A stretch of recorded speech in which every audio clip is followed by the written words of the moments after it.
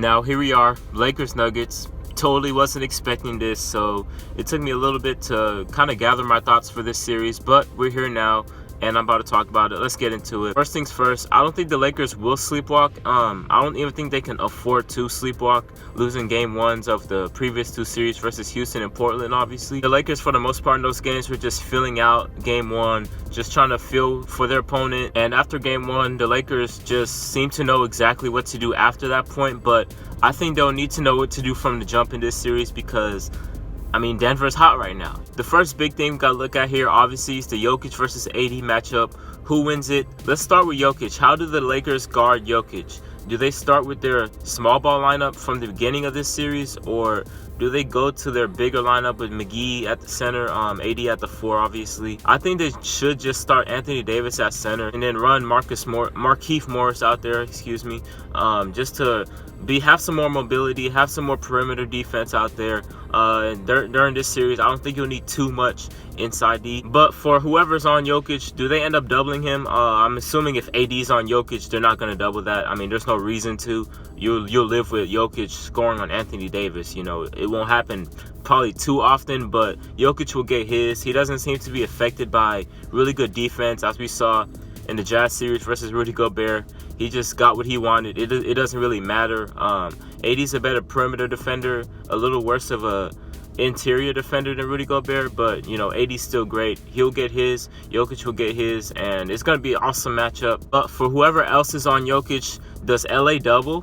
Hopefully the Lakers don't bring an unpredictable weak-ass double team like the Clippers decided to do later stages of that series, where they just bring the next closest guy to Jokic, and it was so easy for Jokic to find an open man, which is his greatest skill. It's his passing ability. You're bringing that into play, and you're making it relatively easy for him to see over the defense and find the open guy. You have to if you're going to bring a double team, you have to bring it from the weak side. You have to bring it from baseline. You got to mix it up on him.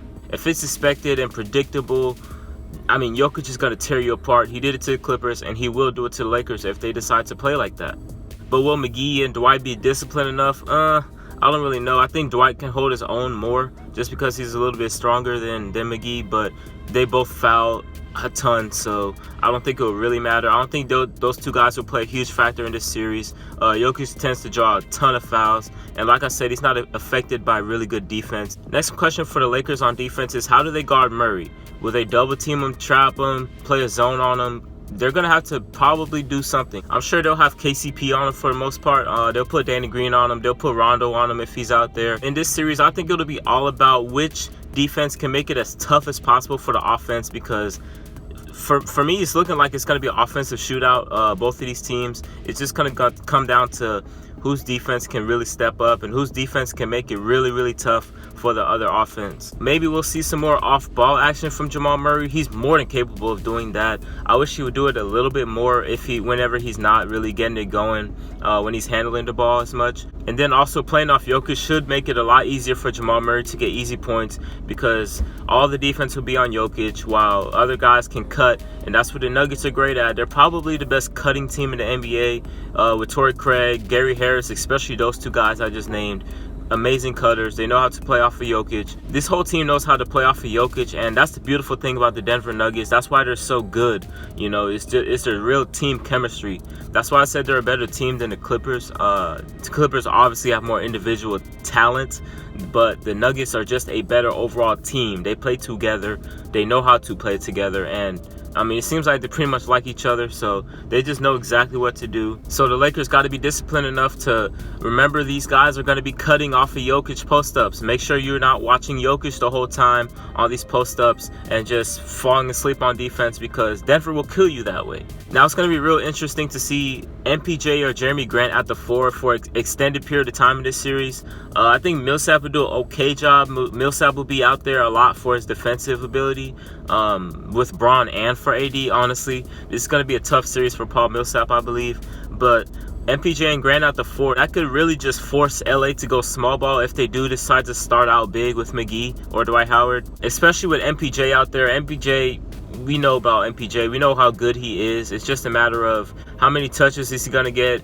Is he going to be really, really involved in the offense or not? That's just the thing about Michael Porter Jr. He even said it himself. They need more guys to handle the ball, not just Jokic and Murray all day.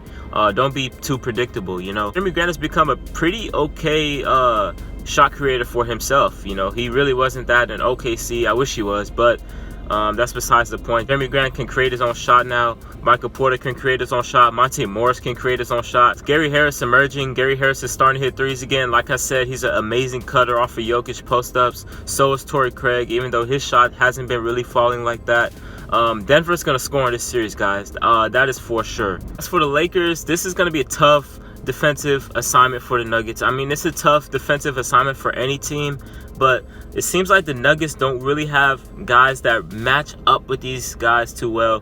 LeBron and AD I'm talking about. Like, all this depends on if the Lakers decide to go big or small, but who's guarding AD for most of the time? I mean, I guess Millsap. Millsap is kind of small, but he is pretty sturdy and tough, and he's pretty strong, but Anthony Davis is going to have his way. Anthony Davis is going to eat on pretty much anybody.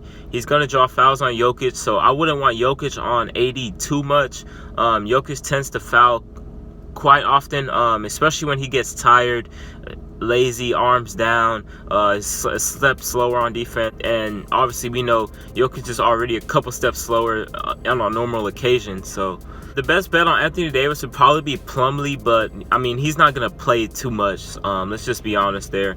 Plumlee won't play too much, but he is the best bet on Anthony Davis. He's pretty strong and he's pretty disciplined defensively, even though he's not like the greatest athletically. So the Nuggets might have to pull a Rockets in this one in terms of like kind of guarding AD straight up, but also bringing some help along the way, along the baseline, not just a obvious double team to the post, you know. Bring a guy off the baseline, leave the weak side corner wide open, and force AD to make that pass, and then scramble back and play your defense from there. I think they're just gonna have to play it like that with Anthony Davis. But if the Lakers role players are hitting shots like they did versus Houston, Morris, KCP, Green, Kuzma, Caruso, and these guys, if they're just gonna hit shots consistently like they have been over the past couple games or so, I mean, it's a wash. Nothing the Nuggets can do about that.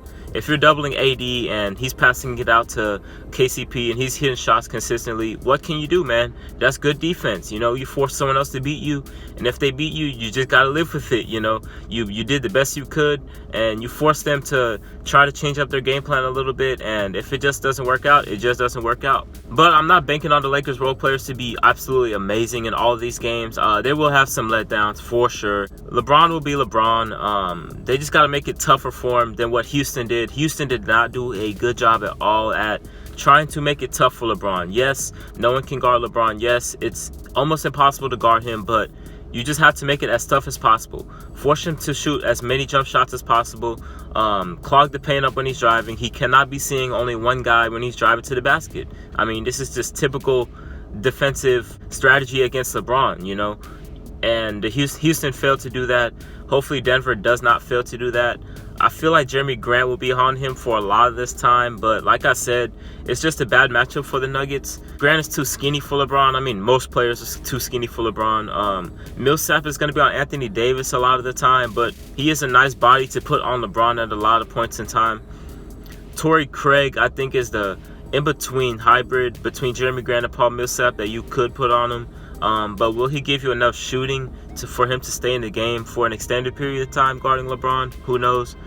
But all in all, no matter who's guarding LeBron, just try to make it as tough as possible. He cannot be seeing one body. And I feel like you got to either force LeBron to be a scorer and only a scorer, or you got to force him to be a passer and only a passer. And the Nuggets got to do the best they can to possibly force him to be as one-dimensional as possible.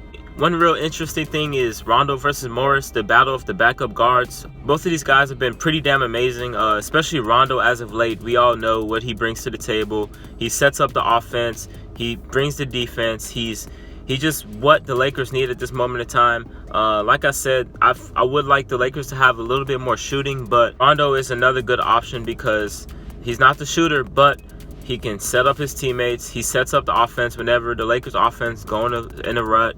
hopefully Monte Morris continues to do his thing, create shots, hit those little pull-up mid-rangers, the typical Monte Morris stuff. I think Kyle Kuzma will end up having a nice series, like Michael Porter Jr. for the Nuggets. This guy he'll just come in and hit some shots.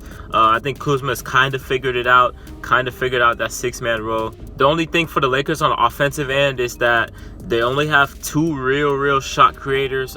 Kuzma on a great day, on a good sunny day, he is a shot creator, but on any other day, Kyle Kuzma is not a guy I would like to dribble the ball for more than 5-6 seconds. Only LeBron AD obviously can create their own shot with consistency on this team. KCP can't, Caruso can't, Rondo can create for others, but not for himself. So that's one thing to look out for the Lakers. Maybe it doesn't even matter. Compared to the Nuggets, though, who have Jokic, who have Murray, who have Monte Morris, who I just mentioned, that can create his own shot. Michael Porter Jr. can create his own shot. Gary Harris at times can create his own shot. Like I said, even Jeremy Grant, who has really improved in that area as well. I think this just come down to experience, who is going to be consistent enough. And I really trust the Lakers more than I do the Nuggets in terms of consistency. Nuggets, they might as well just go down 3-1 on purpose and go down 15-16 points in every single game, because I mean that seems like the only way they're gonna really be consistent is whenever they're down, you know, just come back and play like the greatest team of all time. But Denver, if they go down 3-1 in this series, it's a wash. It's over. No way LeBron blows a 3-1 lead. With that being said, I'll go with Lakers in 6. I was going to say 5, but the Lakers offense scares me at times. They get real bad. They get real bogged down. LeBron will handle it. LeBron and AD are just too good. They'll take care of business.